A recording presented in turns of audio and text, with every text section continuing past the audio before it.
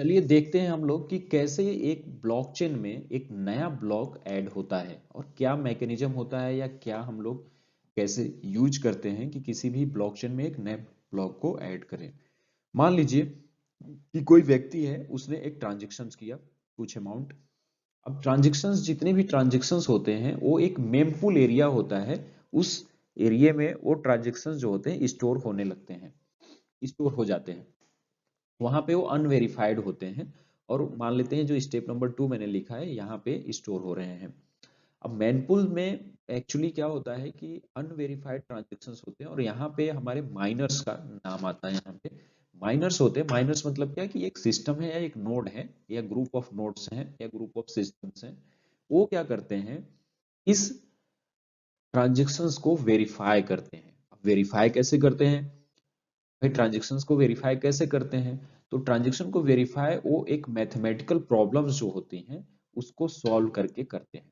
वो mathematical problem क्या होता है ये हम लोग आगे देखेंगे। अभी इतना समझिए कि जो माइनर्स हैं, मेम पूल में जो अनवेरिफाइड ट्रांजेक्शन्स होती है उनमें से किसी भी ट्रांजेक्शन्स को सब वो एक पिक करते हैं और उनके रिस्पेक्ट में जो मैथमेटिकल प्रॉब्लम्स उनको मिलती है उस मैथमेटिकल प्रॉब्लम को सॉल्व करते हैं।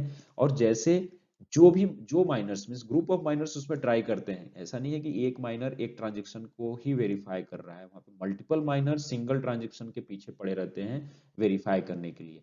मींस कंपटीशन होता है उनके बीच में। अब जो माइनर जीतता है मींस जो माइनर सबसे पहले मैथमेटिकल प्रॉब्लम को सॉल्व करता है वो विनर हो जाता है। और वो क्या करता है, उस ब्लॉक को क्रिएट करता है, मींस ट्रांजेक्शन को वेरीफाई करता है। ट्रांजेक्शन वेरीफाई होने के बाद क्या होता है, ब्लॉक का क्रिएशन होता है।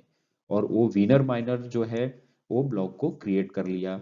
अब जो बचे हुए माइनर्स होते हैं वो क्या करेंगे, ये सबसे पहले तो ये सोचिए कि जो जीता वो, जिसने मतलब मैथमेटिकल प्रॉब्लम सबसे पहले सॉल्व किया वो जीत गया और उसने ब्लॉक क्रिएट कर लिया। और यह इंफॉर्मेशन सभी अलग जो और माइनर्स थे उनको नेटवर्क में दे दिया कि भाई मैंने एक ब्लॉक क्रिएट किया है।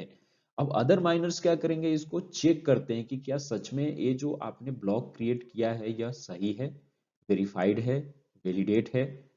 मीन्स इसकी, भाई आप ऐसे ही कुछ भी बोल सकते हैं कि भाई मैंने कर लिया, लेकिन उसको वेरीफाई कैसे होगा, उसी नेटवर्क में जो अवेलेबल माइनर्स हैं वो इसको वैलिडेट करते हैं। तो ये फोर्थ नंबर पे हम स्टेप में देख रहे हैं कि जो भी क्रिएटेड ब्लॉक है उसको दूसरे जो माइनर्स हैं वो उसको वेरीफाई करते हैं, वैलिडेट करते हैं उसको कि हाँ ये सही हुआ है।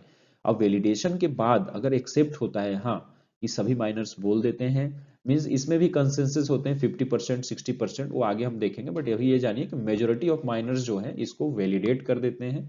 तो यह ब्लॉक जो होता है वो सक्सेसफुली किसी अपने ब्लॉकचेन में ऐड हो जाता है।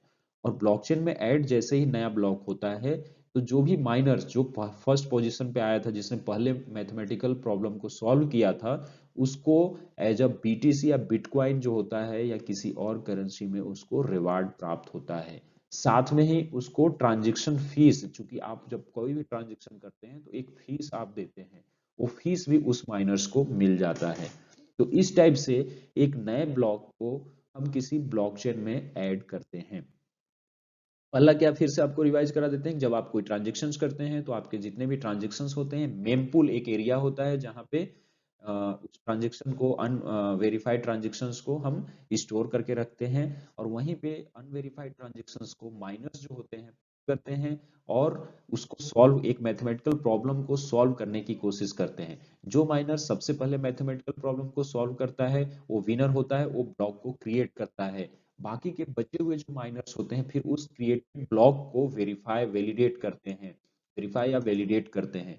अगर वैलिडेशन हो जाता है उस ब्लॉक का तो उस ब्लॉक को हम नए ब्लॉकचेन में ऐड कर दिया जाता है। और इस तरह से उस माइनर को जो फर्स्ट मैथमेटिकल प्रॉब्लम सॉल्व किया था उसको अवार्ड के तौर पे एक बिटकॉइन या फिर कोई भी करेंसी में या फिर साथ में उसको ट्रांजेक्शन फीस भी दिया जाता है। और बाकी के बचे हुए जो माइनर्स हो गए वो एक्चुअली उनकी मेहनत और टाइम जो है एक तरह से ऐसे ही बर्बाद हो गया, क्योंकि यहाँ पे विजेता एक ही हुआ। तो एक तरह से एक आप बोल सकते हैं इस कॉन्सेप्ट को, ब्लॉकचेन के इस कॉन्सेप्ट में थोड़ा सा एक कमी है कि बहुत सारे इतने लोग लगे हुए, इतनी इलेक्ट्रिसिटी, इतने हार्डवेयर लगाकर माइनिंग का काम कर रहे हैं। माइनिंग मीन्स की वेरीफाई, जो ट्रांजेक्शन हो रहे हैं उनको वेरीफाई का काम कर रहे हैं, लेकिन उनसे जीतता कोई एक है। बाकी सभी का जो एनर्जी है या जो टाइम है या जो रिसोर्स है वो अनयूटिलाइज्ड हो जाता है, मीन्स उसका उनको कोई रिवार्ड नहीं मिलता है।